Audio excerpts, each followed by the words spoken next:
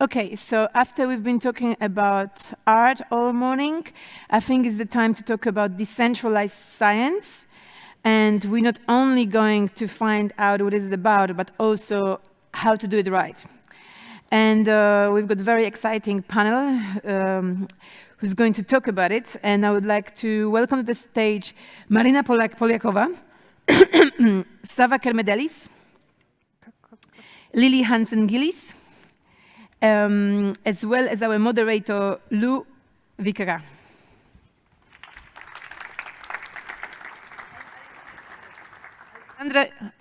Aleksandra Smilek also is part of the panel, and she's actually going to introduce all the speakers in detail. Thank you so much. Enjoy. Thank you.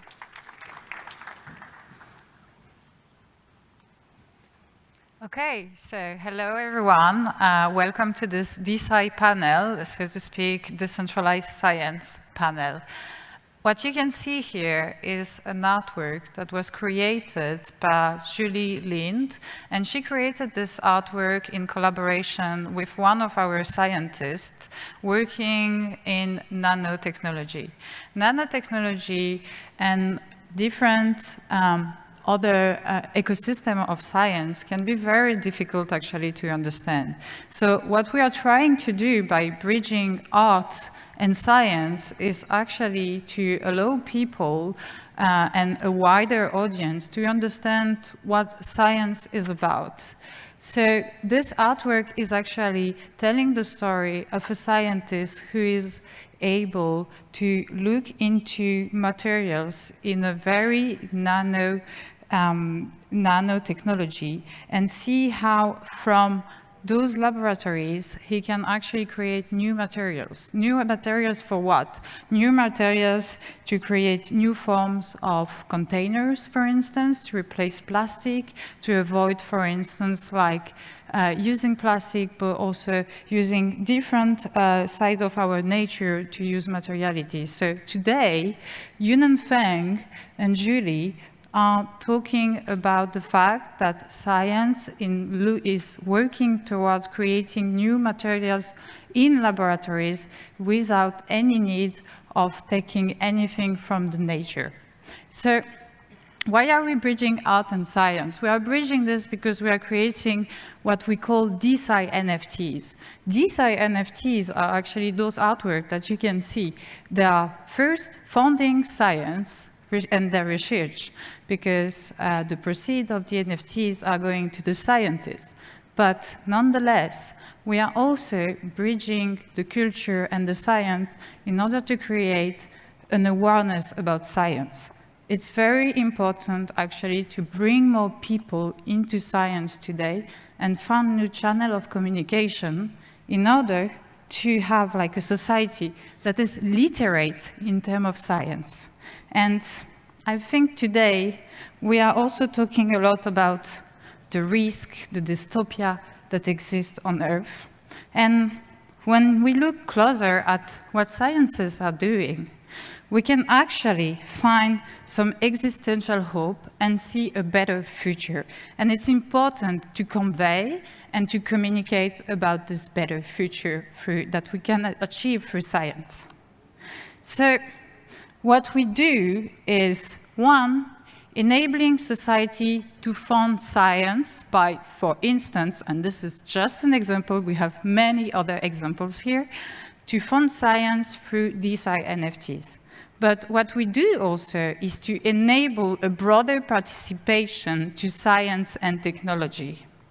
Because today, the evolution and implementation of science and technology involves not only the cognitive dimension, the research, what is happening in laboratories, but it also involves social, economical, and cultural choices in which intervention is possible.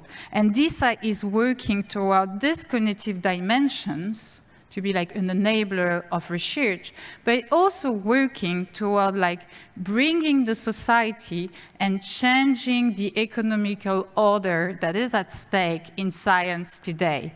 So we have different tooling today that already exists. Desci is at its very early stage. So today we have the Desci NFT that you saw.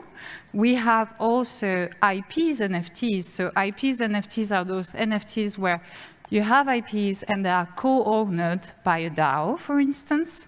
We have also people into the Desci community working toward decentralizing the publication system.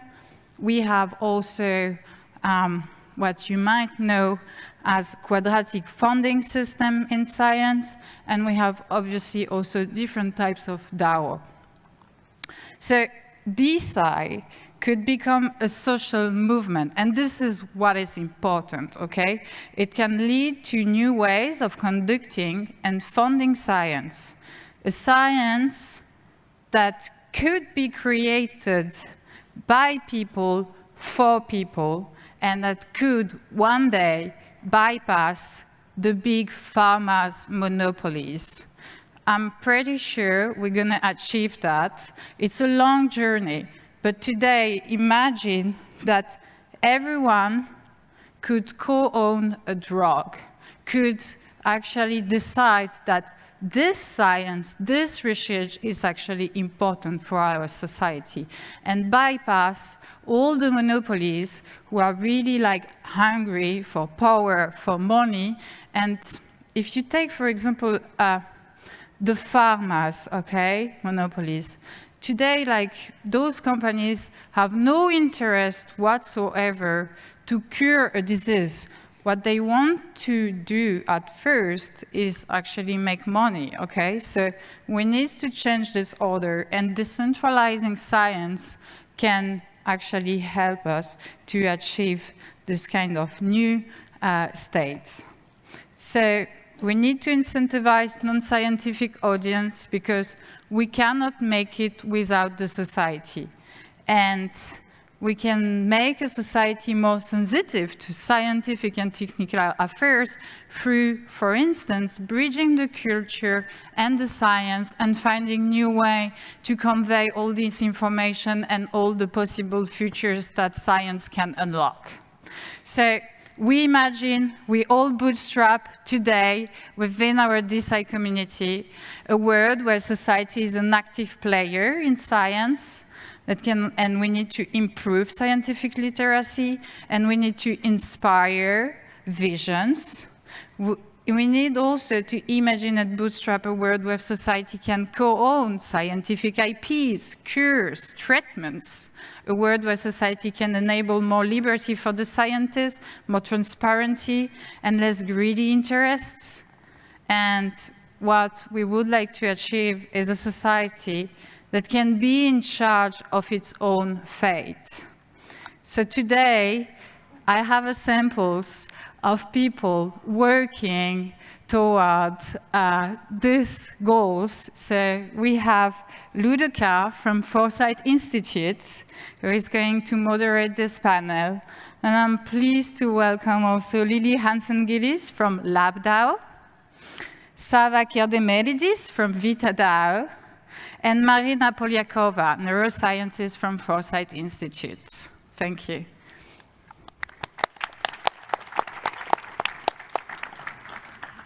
Thank you so much, Alex, for this overview. And now we can dive a little bit deeper into what Desci is, where does this transformative power come from, what are we trying to transform exactly, and why.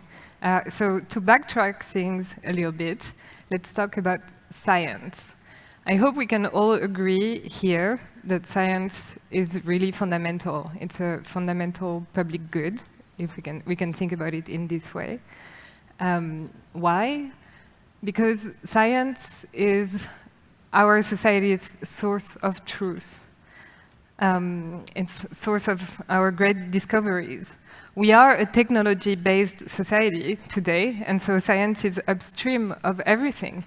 It's where it influences our economics, our politics, our society. Think about it. Questions like, do masks work? Do vaccines work? Is climate change real?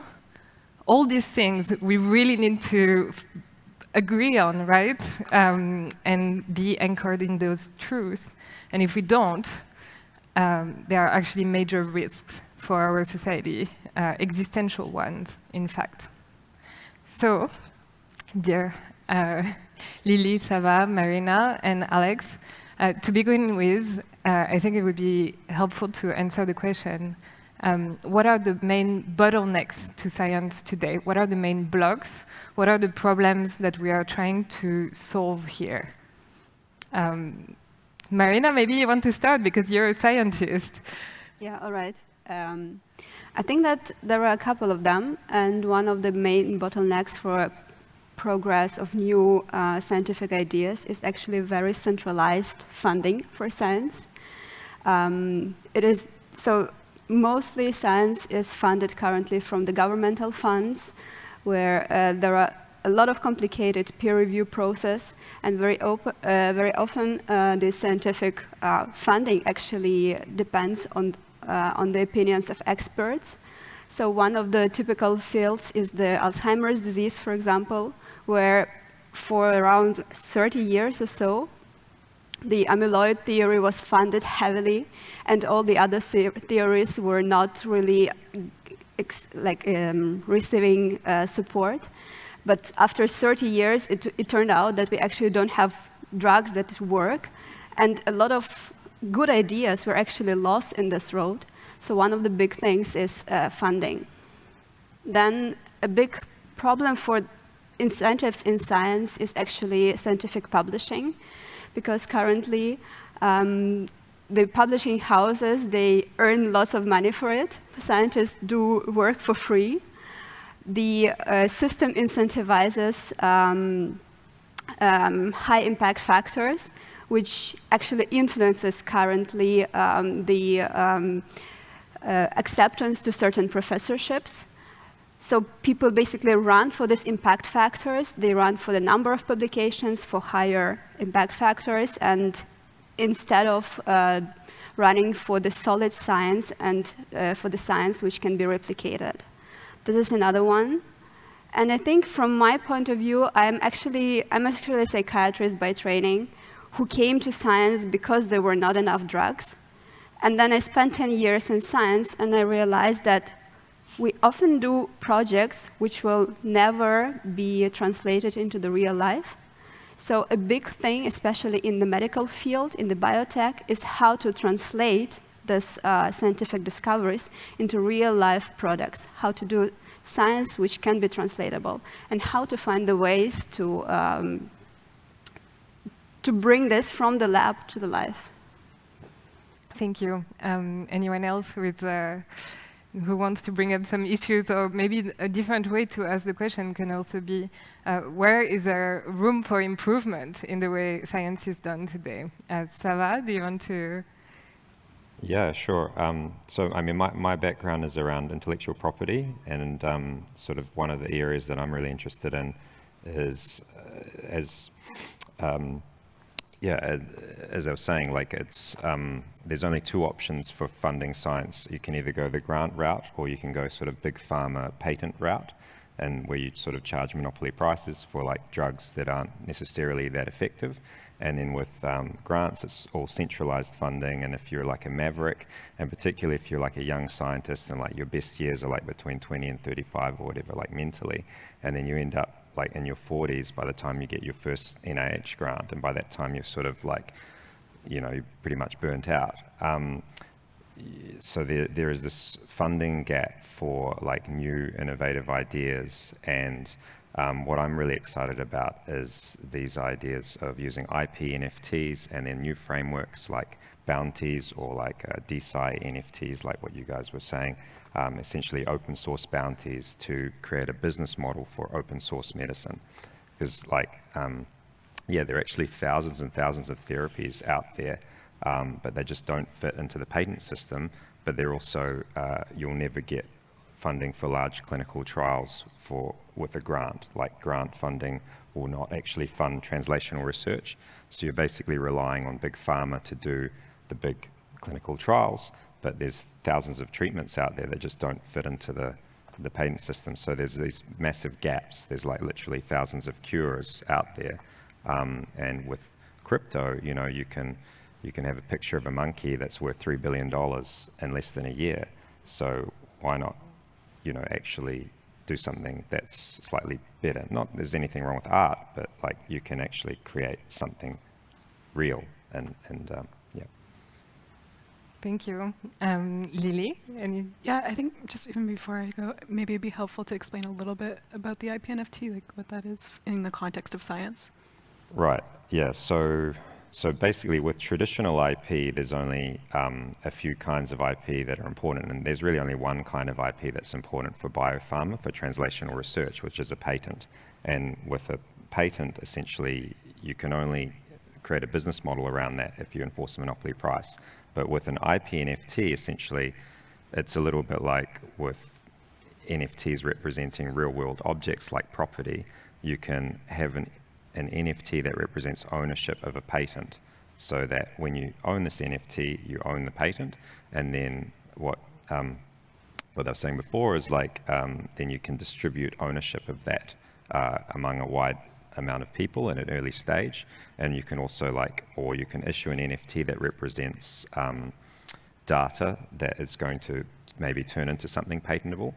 But through that IP NFT, you can basically create a product around something that necessarily might not actually be something that a VC would fund traditionally, by having other means to fund that, or to pay for outcomes. But yeah, essentially an IP NFT is a way of getting liquidity to early stage biopharma. Okay, fantastic. Lilly? Yeah, I think you guys covered a lot of them, but maybe one other thing that I would see as a bottleneck is just how closed off science is in general. There's a lack of open, in the way that you would see like open source and code. You don't have anything equal to that in science right now. And something like standardizing protocols would be incredibly monumental in terms of just accelerating scientific progress. But right now, just the way that incentives are structured, scientists don't have the motivation to collaborate in more extensive ways, or to share their findings in more elaborate and productive manner. So I think that's a massive bottleneck right now. Yeah, and maybe we can start getting, I think the question of incentives is really critical. In fact, it's not simply the motivation, but really the interest. It is very hard for scientists to change single-handedly their ways if everyone is still doing it in one way that is more profitable to them or interesting. And how do you know any, could you share any tools that you have seen that could help change that, in fact? Yeah, I mean, I guess this is the time where we can plug our our ways of trying to look into ways of changing those incentives for scientists and giving them more opportunities. So at LabDAO, we're creating a peer-to-peer marketplace for scientists to share and exchange services. And by doing that, we're also allowing standards to emerge. So what I was addressing earlier, because it's totally permissionless. If you have someone offering some service and they're charging more for it, they have to be a lot more open about what they're doing, how they're doing it. And then you have someone else that comes along and offers the same service, and naturally they're going to start showing each other or competing against each other, you know, and the way that things are done will become a lot more standardized. So that's like a hope there in terms of solving that issue, but also just incentivizing scientists to be more open with their data in a way that will reward them, like with, say, tokens, or with IP in the form of an IP NFT. So like blockchain technology allows these new incentives to start emerging that aren't just you need to publish, or you won't be able to do anything if you don't publish. It's really it's interesting because I think science is one of those fields where everyone is frustrated with the way things are, but until now there hasn't really been a way to break out of it. So these new mechanisms are allowing that. Yeah, that's right. So I think the science community is very aware of the current issues with the scientific paradigm. There is a movement that's called open science, in fact, that Desci is somewhat born out of, or at least value aligned with, which has been naming these issues and trying to address them by tackling like everything from the methods, the process, the values. But the problem is really, again, this problem of incentives and structure. And I think that's what's really powerful about, I don't know if you would agree, but generally blockchain tools in general, that they can allow to shift those incentive structures. And that's what's really important.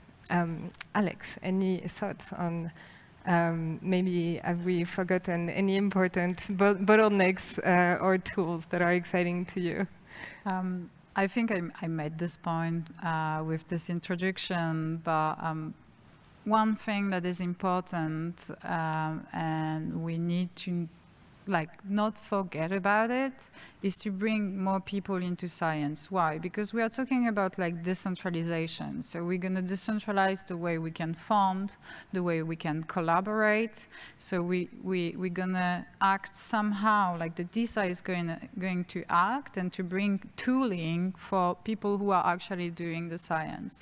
But we have another part of the society actually who is totally outside of the science right now. That it's super difficult actually to take part to the funding of a science. It's super difficult to take part to the discourse of a science, to choose which science needs to be pushed, and so forth and so on. So I think one thing to not forget about decentralized science is to actually open science among scientists, but also among the society, to have everybody aware about this and everybody being able to co-own what science is doing and co-own their future actually. Imagine today you can decide, you can fund the most important drug. We have leukemia, for instance, for kids is a drug that is even not anymore on the market. There is no drug to cure leukemia for kids because it's not profitable for pharma companies. So imagine maybe a DAO with people who are not scientists, but people interested into funding and taking part to this drug development and having the possibility to have this drug back on the market to cure disease for kids, for instance. So yeah, don't forget to decentralize in the term of bringing the society within the science as well. Awesome. Maybe a little bit more on tools. Maybe some of you have some other really exciting tools of projects that you have seen emerge in the space. I mean, just to remind everyone, decentralized science is a very new and emergent movement. It's basically started this year. And so, yeah, it's still an emergent space. It's still being defined. It has no proper coherence. It is a galaxy of projects and organizations and people who are trying to transform the scientific paradigm and make it better via leveraging blockchain tools. It's very collaborative, so whether it's maybe your project or another, is there anyone that you think is should really be mentioned here or is really exciting to talk about? Or maybe a good example of Desci? Yeah, maybe I would love to follow up on what Aleksandra said. Oh, please. Yeah, so we are working on the so-called technology trees in the Foresight Institute. The technology trees are actually the tool to systematize the knowledge, to build a roadmap from where we are to where we want to be, find the biggest challenges, and address the attention to these challenges, either of young scientists who want to do something, to devote their time, or to invite funders to finance those projects. And we actually work in teams. We have several technology trees at the Foresight Institute. So one is devoted to the longevity research. Another one is for nanotechnology. Another one is for space exploration. And I'm leading the project for the neurotech. And actually, within just 6 months, we have built up the team, which consists of me, who is a neuroscientist, a director of AI research at the New York University, a person who is developing brain-computer interfaces in a startup. And now we have a person who has never been in neuroscience, but it's actually his passion, and he is developing like an open source project for the BCIs. And we have interest from people who are interested in brain-computer interfaces just as their hobbies, and they also want to contribute. So this is already showing how different people from different fields can come together and work on different parts. And then basically, once we build this technology tree, similar to the one maybe you have played Civilization, similar to one you could see there, each of those technologies would lead to the next one, and then we've come to some bottleneck. And this process we are validating with the scientists, which are actually experts in the field, because so I cannot claim that I know everything about the neurotechnology. I have my own expertise in one small field, but we consult really the best experts in the fields to find the right challenges and to draw attention to them. Yeah, that's amazing. And who knows what brain-computer interfaces are here? Okay, so plugging directly your brain into a computer, right? Like, remember, we are at a blockchain conference, building the metaverse. At some point, you want to plug into it. Like, think about plugging your brain directly. So these technology trees are very exciting because they map the whole way towards very, very like incredible sci-fi type technology that are nevertheless possible.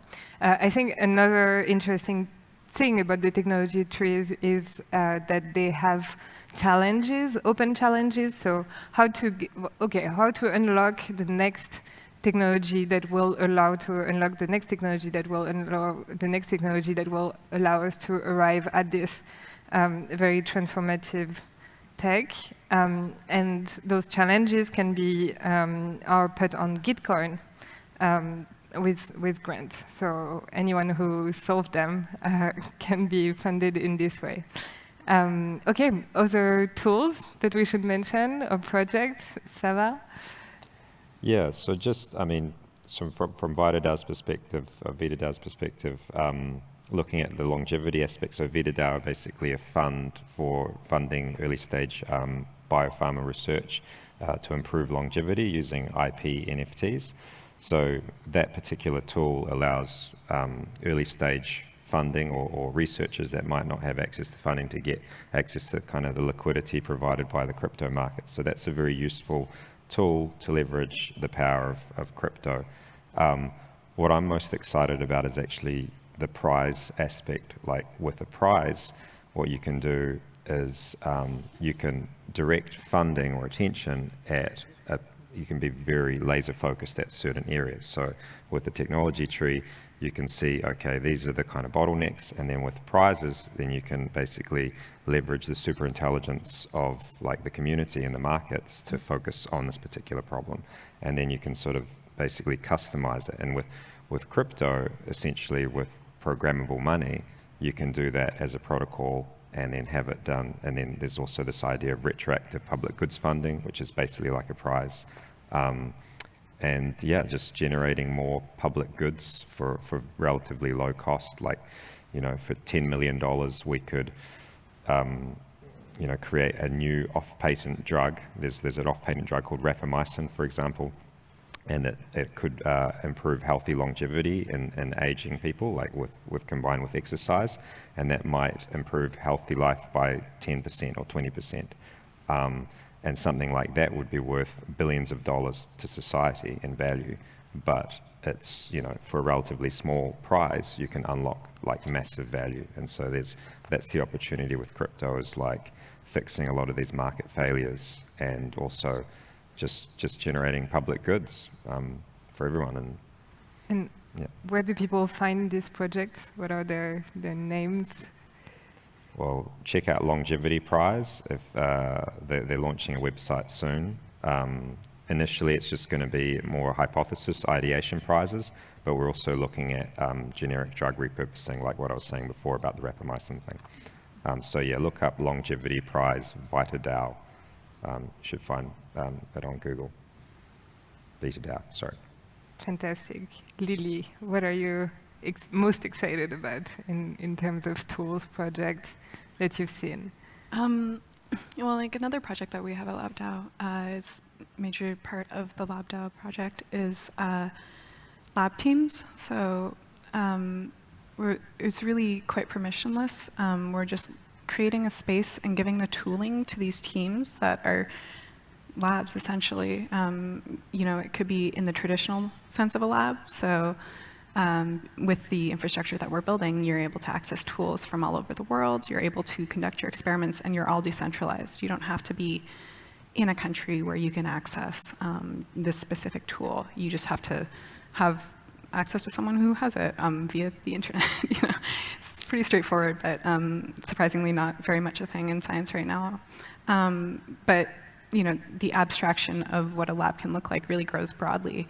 We have currently 23 already, I think, and we're looking into other labs for topics such as, I don't know if anyone knows what iGEM is, but it's a student biology competition for university students. So we're going to try and create a decentralized iGEM team and give them the tools and the resources they need for that type of support. You know, even just connecting them with funding as well.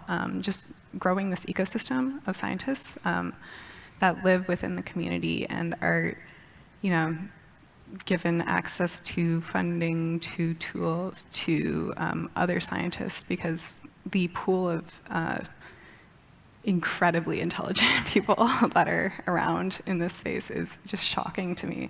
Every time someone asks a question, there's just like extremely well-informed responses, and I know 5 other people I could connect to for this, you know, and you don't get that sort of situation when you're just only interacting with the, I don't know, 10 other people that you work with on a day-to-day basis, you know, so it's really given this opportunity to grow and share ideas and maybe explore what your micro skills can do in a broader context. So I think that's really exciting, and I'm very stoked to see where it goes.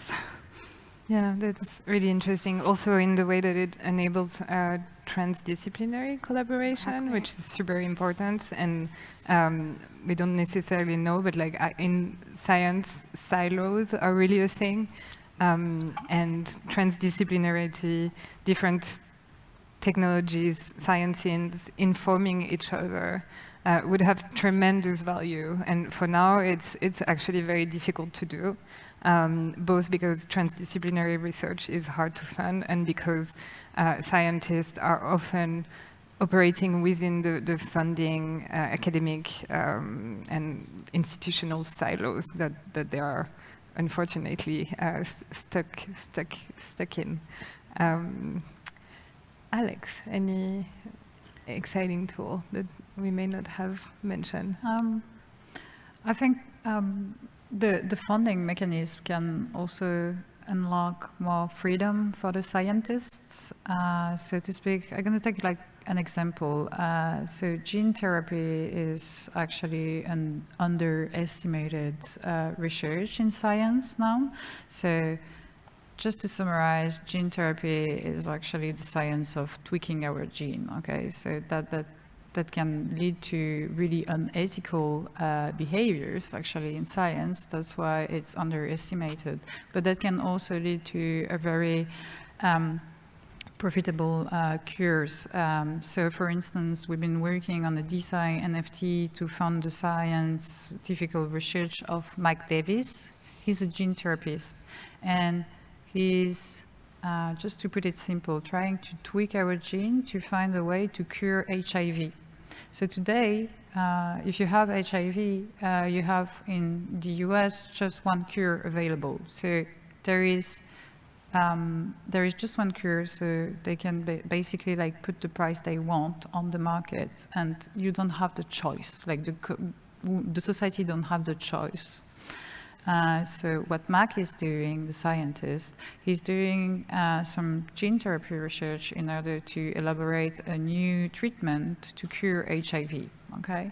In order actually to bring another treatment on the market and be able to leverage the price to give the choice to people, like how would you like to be cured, okay? Even if it's not profitable, like we can have actually the possibility to bring more cures and bring the choice on the market for the society, which is super exciting for me. So yeah, funding mechanism is really also something that can profit our society as well.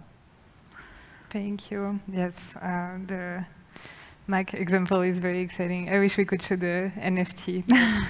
Maybe see Alex to see the wonderful NFTs that have been done to illustrate Mac's research and to enable funding it directly, which is what the Desci NFT is. Okay, so we've talked about the problems with science, why what tools can really help transform it, and I think there is a question when we are trying to transform a paradigm, especially one that is well installed, like science, which has a deep culture within it, right? It's maybe not a perfect model, but it is a model that has existed for a while, that has a long-standing culture of ethics and thought a lot about how to do things right, even if there are still things that are not ideal. We really have to be careful about the way we do things. And so I think what I would love your input on, all of you, is like, how do we do Desci right? How do we ensure that there is quality, that there is very high standards, that we're not like creating a new monster? We could also talk a bit about like what may be the risks actually. What are the things we should really be careful about when we are decentralizing science, maybe giving a lot of power to any group, group of people large enough to create a DAO, to decide to fund a particular type of research. I mean, I don't want to be a scaremonger, but like, what if someone, a large group of people decide to fund research on eugenics and find that for some reason it is extremely important to do that. So how do we do decentralized science ethically with high standards? And what should we be really careful about? And maybe Maryna, since again you're the scientist, I feel like I would really love to hear you first on this. I was actually presenting the concept of decentralized science at our annual retreat at the Max Planck Institute. And the first question I've got was whether these funding bodies like Vita DAO, whether they are considering the ethical commission review of the projects before the projects are funded. Which I think is not a problem if you're funding the projects at the academic institutes or universities, because any project that is conducted in academia has to go through ethical commission review. The question is, when the funding is going to the startups, for example, are there any standards for startups for conducting experiments ethically? I think I live in Germany, so the very big pressure in Germany is on the animal research and reducing the number of animal research done in general and the number of animals per experiment. So a very big pressure comes from this community also. Thank you. Savva and Lilly, maybe quickly, because it's probably the last question of this panel. What is it important to get right? I think maybe I'm not sure if I do have any answers for the ethics questions. It's a really big bioethics conundrum. But in terms of what's important to get right, I think it's very important that we get the education part of it right. In terms of scientific communities, I know there's a lot of apprehension to things that are, the Web3. There are some people getting scammed. That's happened, and scientists tend to be quite cautious and do their research quite extensively. And if things are coming up in articles about, oh, this crypto thing that, keep using the C word, crypto, it can be kind of scary. So introducing the concepts in a way that uses vocabulary that's not just come join our crypto project. It's more blockchain technology can enable these things that can actually change the way that you work, that can change science, that can help you get to a place where things are getting done in an amazing speed and collaborations are being formed, and just framing the entire thing when we're educating scientists in a really considered way, and very presenting Desci as a solution to a problem rather than a way to make a quick buck, I think is really, really important. Yeah, and if actually in the case where Desci is also for people who are not scientists, there is something about educating non-scientists, and maybe Alex, you want to say something about that? Yeah, it's a very large question, actually, the ethical question, and how we can actually communicate while also keeping an eye on the ethics. You can actually spotlight someone, spotlight a scientist, build up a storytelling about his research, and having everyone co-founding his research, even if the research is not right or unethical. Yeah, transparency is something that needs to be improved, actually. In DAO, we used to talk about reputation tokens, but we really need to look closer at how you build this reputation, actually. Is it by being legit, or is it just by being more present, doing texting more, or whatever? Yeah, reputation is a big theme, but it can be also a big issue, actually, when it comes to look closer at how we can build a Desci, a more ethical Desci community, actually. So yeah, lots of questions. Yeah, reputation is a big one. We've had discussions on this. It's true that reputation is important in the current society. It is one of the things that are one of the, let's say, things that hold science together, or impose certain limits, right? Science is made by scientists, it's attached to a name, a reputation, an institution. It's not just a hash on the blockchain. And so there is really this question of who is seen as responsible for conducting a science or a certain type of research. And what would happen if no one was responsible? But then there are also problems with reputation systems.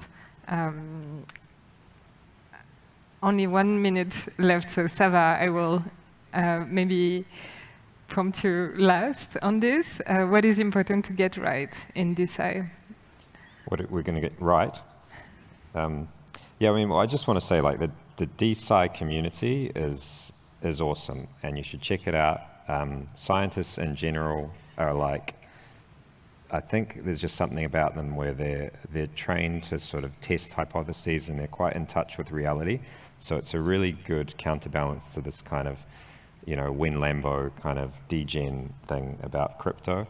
So I just find, particularly Lab DAO, and Vita DAO, they've just got all these scientists coming together, and they're all into crypto. So I think, and it's sort of baked in these values, particularly around diversity. We're actually pretty, as far as other kind of projects go, science tends to be a lot more diverse, and or at least the representatives are. So I think it's it's a really high impact use case for crypto, so it would help crypto a lot. And yeah, I think a lot of these values are baked in around open source and equality and ethics just from the community. Thank you, Savva. Thank you, everyone. Of course, we talked about a lot of tools. None of those are silver bullets. It's not going to be easy to fix science, but what we've described to you, it's a space of experimentation, a space where we can try, in fact, new things, and we should, for sure, and we should think deeply and carefully about the way we are doing this. And we'll be working on this afternoon in the co-creation room, if you're interested in decentralizing science, thinking about the ethics and writing a potential manifesto for decentralized science at 3 p.m. in the co-creation room. Thank you so much for coming today, everyone, and you too. I hope you have a wonderful day. Bye-bye.